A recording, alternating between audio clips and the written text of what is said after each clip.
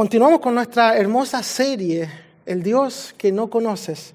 Es un privilegio, es hermoso poder descubrir al Señor, descubrir sus facetas, descubrir cómo es nuestro Dios a través de la palabra, descubrir su amor, su justicia, su santidad. En la Biblia se nos presenta a Dios con varias características y entre ellas está justamente lo que nombraba la justicia, la santidad de Dios, su amor, que es un Dios fuerte, se nos presenta como un Dios guerrero, un consejero, un príncipe de paz, consolador.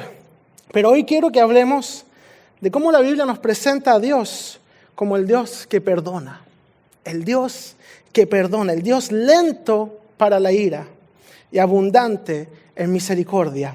Veíamos la semana pasada, al arrancar esta serie, el Dios que no conoces, como Dios nos llama una y otra vez. El Dios que nos llama, el Dios que a lo largo de toda la Biblia viene a acercarse al ser humano para que Él pueda reconciliarse con Él, para que el ser humano pueda volver al Señor, a la presencia del Señor.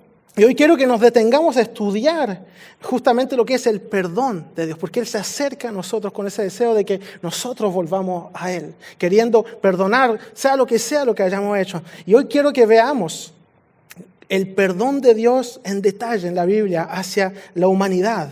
Y también lo que el perdón de Dios nos enseña a nosotros como seres humanos. ¿Qué es lo que nos enseña sobre nosotros cómo tenemos que perdonarnos los unos a los otros? Vamos a hablar de cómo Dios no solo perdona, sino que nos enseña a perdonar haciéndolo Él mismo como el ejemplo del perfecto perdón. Porque Dios nos muestra un ejemplo de un perdón perfecto.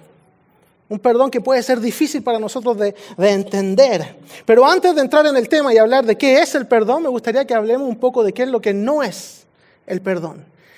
Falsas ideas que a veces tenemos, falsos conceptos que tenemos del perdón. Primeramente, el perdón para nosotros, para los seres humanos, no es olvidar algo.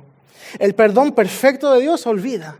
La Biblia nos enseña en Hebreos 10:17, que es un texto de Jeremías 31:34, nunca más me acordaré de sus pecados y de sus transgresiones, dice el Señor. O sea que cuando el Señor nos perdona, olvida lo que hicimos. Olvida la ofensa. Y dice la Biblia con esa misma idea que somos nuevas criaturas cuando venimos a Cristo. 2 Corintios 5:17, de modo que si alguno está en Cristo, nueva criatura es. Las cosas viejas pasaron. Aquí todas son hechas nuevas. Exacto. Somos nuevas personas. Cuando venimos al Señor, cuando nos arrepentimos, cuando le pedimos perdón, el Señor borra de su mente el pasado, olvida lo que habíamos hecho cuando le pedimos perdón. Pero nosotros, ¿cómo lo hacemos? Nosotros no tenemos esa capacidad, esa facultad de olvidar. Pero vemos en la Biblia que el perdón de Dios es equivalente a olvidar. Es equivalente a que eso ya que no existió nunca, que nunca lo hicimos. Pero nosotros no podemos quitar de nuestra memoria ciertas cosas que vivimos. Por nuestra actitud en el perdón tiene que ser equivalente a olvidar. Eso es lo que nos quiere enseñar la Biblia sobre el perdón de Dios. Pero el hecho de que no seamos capaces de olvidar no es una justificación para decir perdono, pero no olvido. ¿Cuántos han escuchado eso? ¿O cuántos han dicho eso? Perdono, pero no olvido. Perdono, pero lo tengo escondido por ahí, lo tengo guardado. En algún momento, cuando pueda, va a salir de nuevo. Perdono, pero en realidad no perdono. Eso es lo que quiere decir en realidad eso. El hecho de que no podemos perdonar no puede ser una razón, una excusa para que guardemos ese sentimiento, guardemos ese rencor, guardemos ese deseo de vengarnos por lo que nos hicieron. El perdón tampoco no es justamente por sentimiento. Perdonar no es porque ya se me pasó, ahora quiero perdonar. De la misma forma que amar, la forma en que el Señor nos enseña, no es por sentimiento, porque es un mandamiento. Tanto amar como perdonar. Pero ¿cómo puede ser un mandamiento que Dios nos impone si fuera un sentimiento que no podemos sentir? O sea, que nos impone que sintamos algo que no somos capaces de sentir. Perdonar, tanto como amar, que justamente amar, vamos a hablar de eso en detalle en otra predicación, son decisiones. Decisiones. No sentimientos, decisiones. De obedecer al Señor cuando nos dice que perdonemos. Perdonar es un mandamiento, entonces es por decisión. Pero perdonar tampoco es simular el perdón. Simular que, perdoné, pero en realidad está en lo profundo de tu corazón y no has sido liberado de eso. No es simular falsas emociones. Un teólogo y autor cristiano llamado Lewis B. Smithies dijo: perdonar es liberar a un prisionero y luego descubrir que ese prisionero eras tú. Fuerte, qué hermoso esa forma de entenderlo, de verlo. Perdonar, ahora vamos a ver lo que es. Perdonar es renunciar a la venganza, renunciar al castigo por algo que nos hicieron. Perdonar es poner en las manos del Señor lo que nos ocurrió. Es decir, no entiendo, estoy enojado, estoy sufriendo, es injusto, no entiendo por qué me hicieron eso, por qué viví esto. Pero lo pongo, lo entrego, lo pongo en las manos del Señor. Perdonar es ya no dejar que lo que nos hicieron nos afecte. No dejar que afecte en nuestra forma de ser, en nuestras decisiones, en nuestra vida, en nuestro ánimo. Perdonar es liberarse, porque al no perdonar seguimos siendo esclavos, prisioneros de esos sentimientos, de esa ofensa, prisioneros del rencor, de la ira, del odio, del deseo de vengarse, del deseo que le ocurra algo mal a la persona que nos hizo daño. Perdonar también es dar esperanza y vida, y quizás esto no nos gusta tampoco, porque cuando estamos enojados con alguien, cuando alguien nos hizo daño, no queremos darle esperanza y no queremos darle vida. No queremos nada bueno para esa persona. Pero perdonar es eso. No solo para esa persona, sino para nosotros mismos. Perdonar es dar esperanza y vida porque nos libramos. Y Dios puede también perdonarnos. La Biblia nos enseña que tenemos que perdonar para que Dios nos perdone. Perdonen los pecados para que su Padre perdone sus pecados, nos enseña la Biblia. Perdonar es un acto de compasión y amor. Y perdonar es imitar a Jesús. Perdonar es imitar a nuestro Dios en su forma de ser. Vamos a leer un texto que se encuentra en Filipenses, que será nuestro texto clave para hoy. Pero antes me gustaría poner un poco en contexto ese texto. Es una iglesia muy linda que Pablo amaba.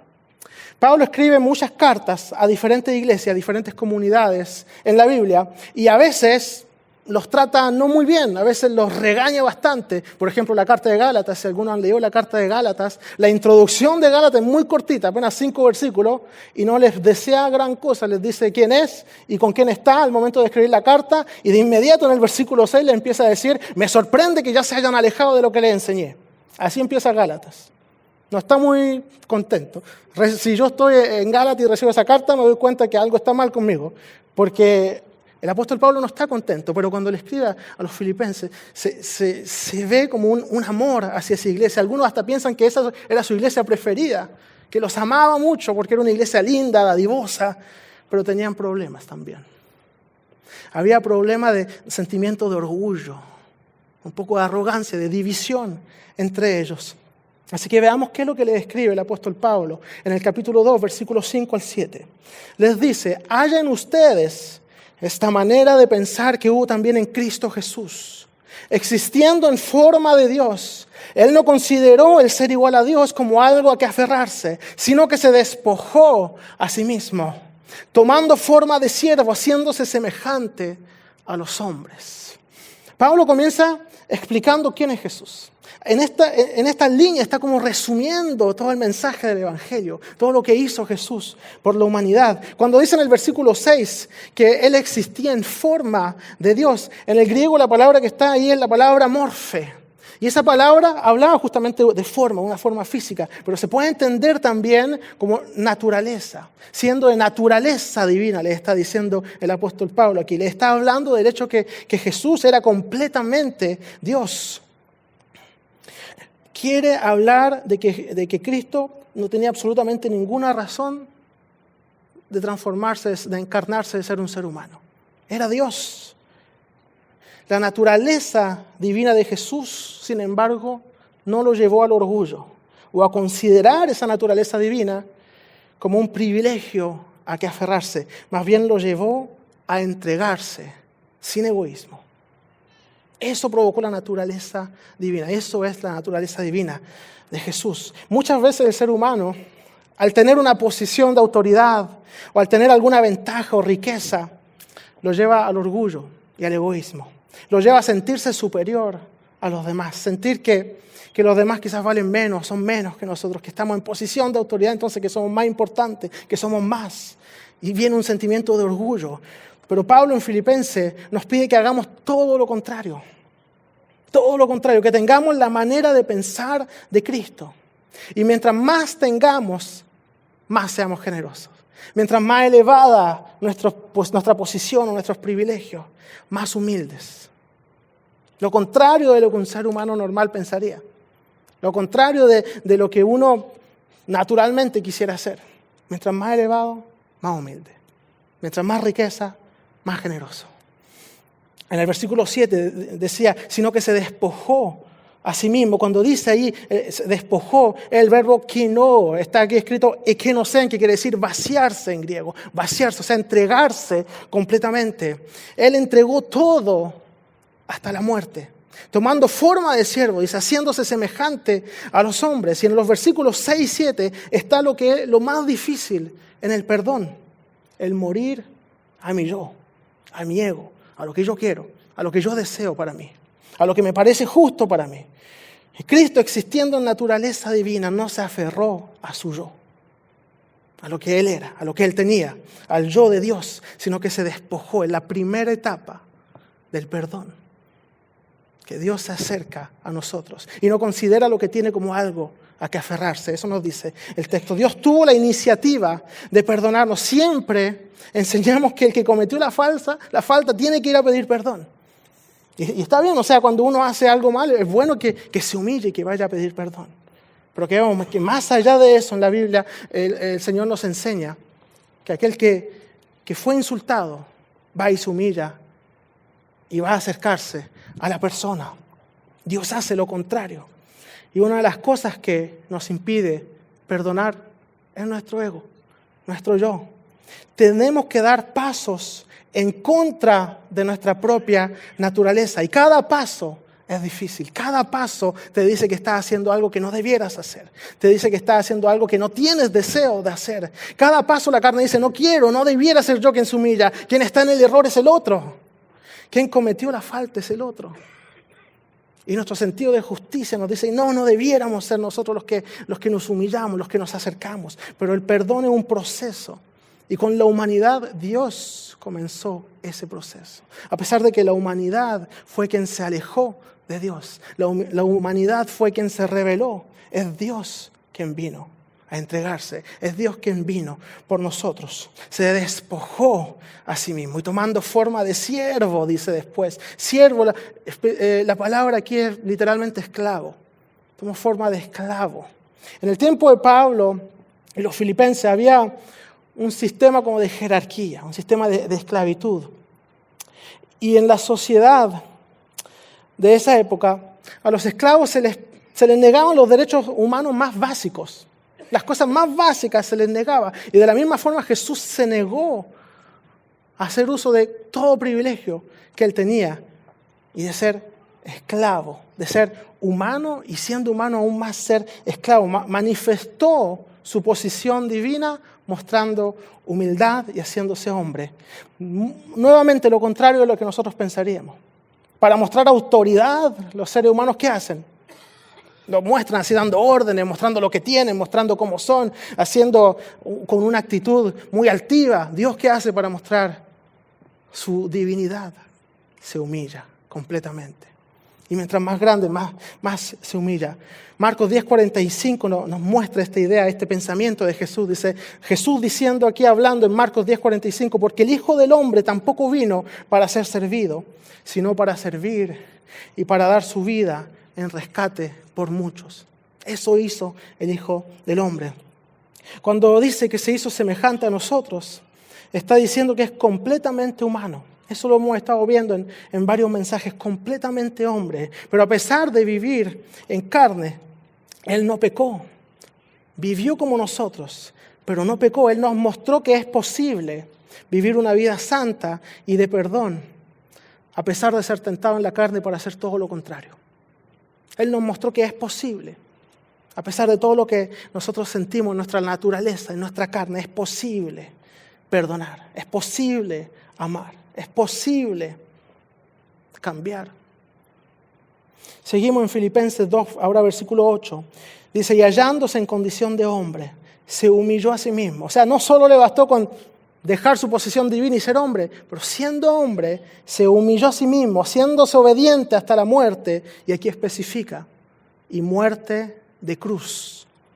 No cualquier muerte, muerte de cruz. Se despoja de sí mismo para encarnarse, pero no le basta con eso, Él va más allá. Aquí Jesús muestra una vez más su deidad, su divinidad, cómo es Él, cómo es su corazón, haciendo algo nuevamente completamente en contra de la lógica humana y de la justicia, según nuestras mentes. Aún siendo hombre, se hace siervo hasta la muerte y de cruz. La muerte de cruz en el tiempo de Jesús era lo peor, era lo más bajo que podía ocurrirle a un ser humano. Y como les decía hace unos instantes, había mucha jerarquía. Habían personas más importantes que otras, como sigue existiendo hoy en día. Un ciudadano romano, por ejemplo, no podía ser condenado a la cruz porque era una muerte muy terrible, era muy fea, pero un ciudadano romano era de otra categoría. Entonces ellos no eran condenados para morir en la cruz, al menos de ser juzgado por alta traición. Esa era la única posibilidad para que un ciudadano romano sea condenado para la cruz. La cruz era reservada para esclavos, para la sociedad, para la gente, lo más bajo de la sociedad en el tiempo de Jesús. Por eso aquí nos explica y nos dice, nos especifica muerte de cruz, lo más bajo. O sea que Él estaba en lo más alto, en la posición más alta. ¿Qué hay más alto que Dios? No, creo que nada. Entonces, en la posición más alta, para llegar a la posición más baja, por amor a nosotros. Así es como nos muestra el perdón, el Señor. Cristo pasa de esa posición voluntariamente. Y Pablo aquí nos exhorta a ser como Cristo. Qué difícil. La posición más alta, solo pensar en eso, qué difícil. Y Él nos dice, sean como Él. Que Cristo sea formado en nosotros, en esa expresión de amor y de perdón. Actuar a favor de la persona que nos hizo daño. Pablo les quiere enseñar a la comunidad dividida de Filipos a dejar a un lado sus diferencias y actuar a favor de los demás mismos de los que le hicieron daño. Cristo se encarnó para dar esperanza y hacer avanzar y crecer a la humanidad. Él hizo algo por el ser humano. Y estando aquí hizo milagros, predicó, lloró cuando murió su amigo y dio esperanza. Le dio esperanza al ser humano. Y después de haber sido azotado, después de haber sido torturado, después de que lo golpearon y de que se burlaron de Él, después de todo lo que le hicieron cuando iba a morir en la cruz, en Lucas 23:34, Él dice, perdónalos porque no saben lo que hacen. Ese es el perdón del Señor. Pudo haber pedido que los ángeles descendieran del cielo, que lo liberaran, que lo sacaran, que descendiera fuego del cielo, pero Él no dice eso. Él dice, perdónalos, porque no saben lo que están haciendo. Perdónalos, perdónalos. Eso es lo que dice estando en la cruz. No lo dice después de un tiempo, no lo dice cuando resucitó, no lo dice cuando ya se siente bien. No es por sentimientos, ¿se acuerdan? No lo dice cuando ya terminó todo eso. En el momento que está ocurriendo, en el momento que le están golpeando, en el momento que lo están asesinando. Perdónalos, porque no saben lo que hacen. Estamos rodeados de pensamientos completamente al revés, al contrario de esto. Hay un filósofo que se llama Friedrich Nietzsche que dice, para él el perdón es signo de cobardía. Eso es lo que dice Nietzsche. Los que perdonan lo hacen porque son muy cobardes para vengarse. Nietzsche. De ese tipo de pensamiento estamos rodeados. Es completamente contrario a la realidad, completamente contrario a la Biblia. Porque al contrario, el perdón es signo de gran valentía. Se necesita coraje, se necesita valentía para perdonar a quien nos hizo daño. No hay perdón que sea fácil.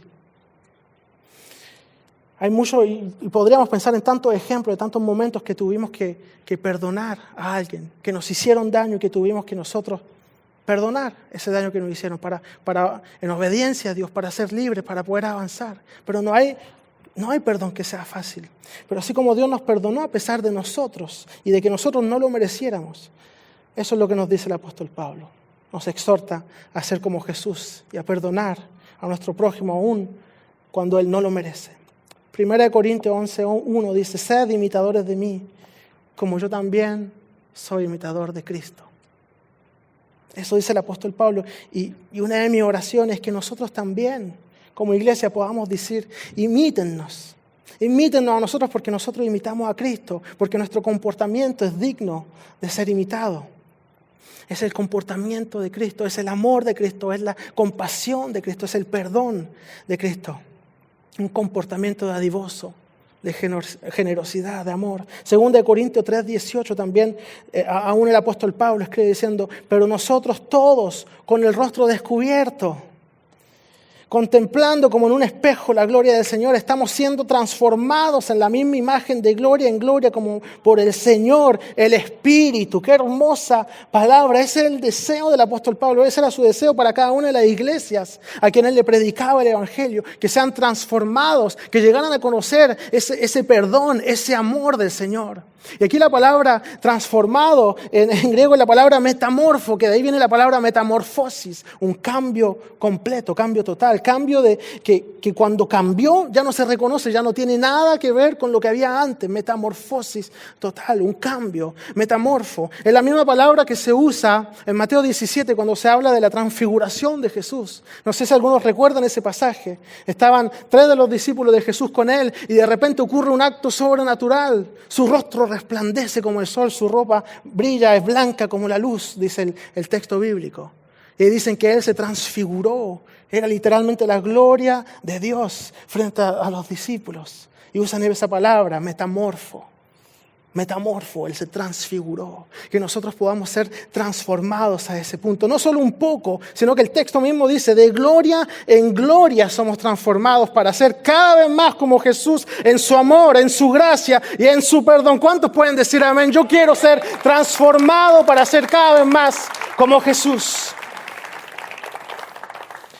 El arzobispo anglicano Desmond Tutu, quien luchó por la reconciliación y justicia en África del Sur, tras un periodo de segregación racial terrible, describe un dibujo donde se ven a dos soldados frente a un monumento en honor a las personas que han muerto en esa lucha por la justicia. Y uno le dice al otro, ¿perdonaste a los que te hicieron prisionero? Y él responde, no, jamás, jamás. Y le dice a su amigo, entonces, aún sigue siendo prisionero. Sigue siendo prisionero si no has sido capaz todavía de perdonar. Sigue siendo prisionero si esos sentimientos siguen invadiendo tu corazón. Perdonar es no permitirle a la ofensa gobernar nuestras vidas y nuestras emociones. Porque si la dejas, la ofensa ocupará todo el lugar en tu corazón, en tus pensamientos, y vas a sentir que tu vida es una ofensa. Que tu vida es imposible, que tu vida es una lucha, que tu vida es una lucha continua que no para.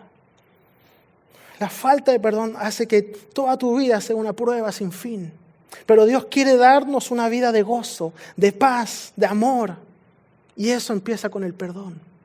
Empieza con nuestra capacidad a perdonar. El perdón de Jesús nos reconcilia con Dios y nos ofrece un futuro mejor.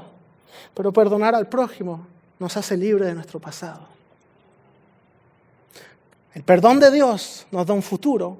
El perdón al prójimo nos hace libre del pasado. Eso es lo que ocurre. Perdonar es darnos cuenta que somos mucho más que un sentimiento de enojo, de tristeza. Mucho más que un fracaso, más que lo que hicimos o lo que no hicimos.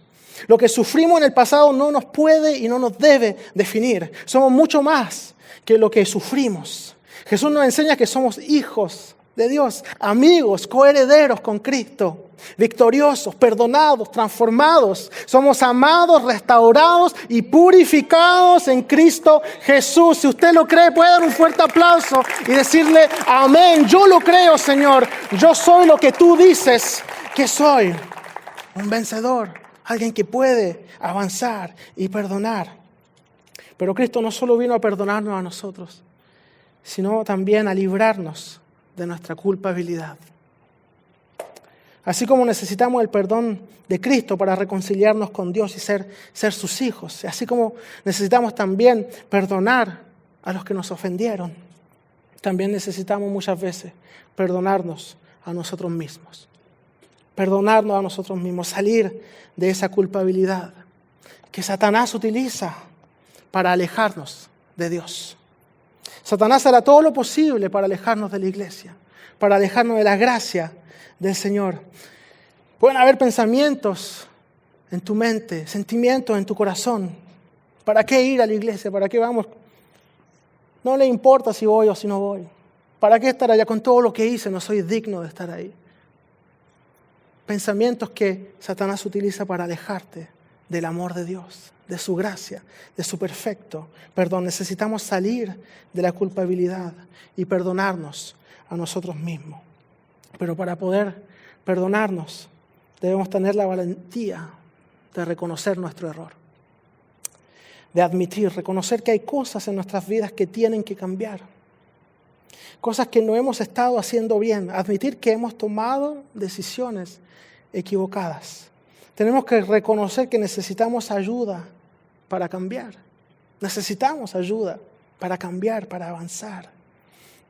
Reconocer que solos no podemos, que hay cosas que nos tienen dominados, atados y que hemos sido vencidos en muchas cosas. Quizás algunos son prisioneros de malos hábitos, de mal comportamiento, de mal carácter, de orgullo, de rencor. Quizás algunos tienen problemas de alcoholismo, de drogadicción. Quizás algunos tienen problemas que absolutamente nadie sabe, que son un secreto que has tratado de esconder durante años, tan profundo en tu corazón, que solo tú y el Señor conocen. Pero hoy el Señor quiere que tú seas libre. Quiere que tú seas libre de todo lo que te atormenta, de todo lo que te ata. Perdonarte por lo que ha ocurrido, perdonarte por lo que hiciste o lo que no hiciste, por las decisiones que trajeron problemas, que trajeron consecuencias a tu vida, a tu familia, a tus padres, a tu hijo, a tus amigos, a tus hermanos, por las heridas que hemos provocado en los demás. Necesitamos dejar los errores de nuestro pasado en las manos del Señor, para que Él nos sane y nos transforme y nos dé un futuro mejor. Cuando le preguntan a Jesús cuál es el mandamiento más grande, Él les dice, amar al Señor por sobre todas las cosas. Pero el segundo también es importante, dice, amar al prójimo como a ti mismo. Pero no olvidemos esa segunda parte de ese segundo mandamiento, amar al prójimo como a ti mismo. Amarte, ser capaz de amarte a ti mismo. Para amar a tu prójimo tienes que amarte también a ti mismo. Amarte a pesar de ti, a pesar de lo que viviste, a pesar de lo que sufriste, a pesar de lo que te hicieron, a pesar de lo que no hiciste. Para amarte tienes que perdonarte y para perdonarte tienes que confesar tus pecados y tus errores. Confesarlos. Admitirlo. Primera de Juan 1:9 dice, si confesamos nuestros pecados, Él es fiel y justo para dos cosas, perdonar nuestros pecados, pero también limpiarnos de toda maldad. Él es fiel y justo para perdonar y limpiar. No solo para perdonar, para limpiar también de toda maldad. Él te va a perdonar cada vez que tú vengas a Él para pedirle perdón, pero también necesitas confesar tu pecado a un hermano de confianza para que te ayude a avanzar. Algunos llevan años pidiendo perdón por el mismo pecado y el Señor te perdona cada vez que tú te acercas, cada vez que tú te caes. Pero además del perdón, también necesitas ser libre. También necesitas avanzar, dejar de caer en ese mismo pecado. Así como Pablo necesitó que Ananías viniera a imponer sus manos sobre él, a orar por él, para que se cayeran las escamas de sus ojos y pudiera ver de nuevo. Nosotros también necesitamos un Ananías que venga a orar por nosotros, que venga a acompañarnos, que venga a escucharnos, que venga a ser las manos del Señor abrazándonos, amándonos, transformándonos. Tú necesitas que alguien te acompañe para ser libre de tus malos hábitos, de tu mal carácter, de tu pasado, de tu ansiedad. Pon tu vida en las manos del Señor. Y lo primero que tienes que hacer es reconocer tu impotencia frente a esos problemas, en tu soledad, tu necesidad, no solo de que Jesús transforme tu vida, la necesidad, como les decía, de tener a alguien a su lado. Y aquí entra el rol de la iglesia, aquí entra el rol del aspecto comunidad, comunitario. Estamos juntos, los unos por los otros, ayudándonos, soportándonos, amándonos. Pero tenga cuidado, no vaya a confesárselo a cualquier persona. No vaya al chismoso de la aldea. No es una buena idea. Hay gente que lo ama. Hay gente que quiere recibirlo, que quiere escucharlo, que quiere orar por usted, que cree que el Señor tiene propósitos para cada una de sus vidas, que sinceramente lo ama, que sinceramente lo va a escuchar y que sinceramente lo va a acompañar en lo que necesita, porque Dios eso es lo que quiere. Tu bien, que una persona que cree y que comprende cuáles son los propósitos, los planes de Dios para la vida de las personas, que Dios tiene planes para ti, para tu ministerio y para tu familia. Acércate a alguien así. Santiago 5:16 dice: confesaos vuestras ofensas unos a otros y orad unos por otros para que seáis sanados. La oración eficaz del justo puede mucho. Santiago 5:16 nos dice eso. Ahí entra el rol de la iglesia. El estar unidos, acompañándonos, orando en amor. De este modo, imitar a Jesús se traduce con acciones concretas. Con acciones concretas de soportarnos, de levantar al caído con amor. Llevar en nuestro contexto esa vida de amor que tuvo Jesús. Llevar en nuestra propia capacidad, en lo que nosotros somos capaces de hacer. Porque algunos tienen miedo, algunos dicen, pero yo no sé mucho de la Biblia, ¿yo qué le voy a predicar o qué le voy a enseñar, qué le voy a decir? A veces solamente acompañar a alguien. A veces solamente el único versículo que se sabe de memoria y dado con amor, con todo el amor del Señor. El Espíritu Santo habla a través de ti.